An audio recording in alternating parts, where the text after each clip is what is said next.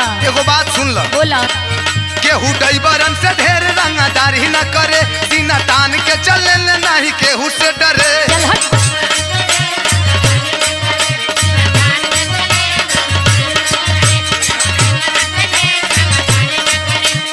बुझाइल? बिल्कुल।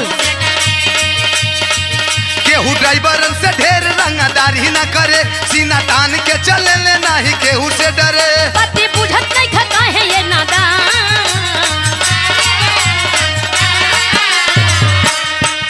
अरे रंग दी जबाना खलासिया नूरे ड्राइवर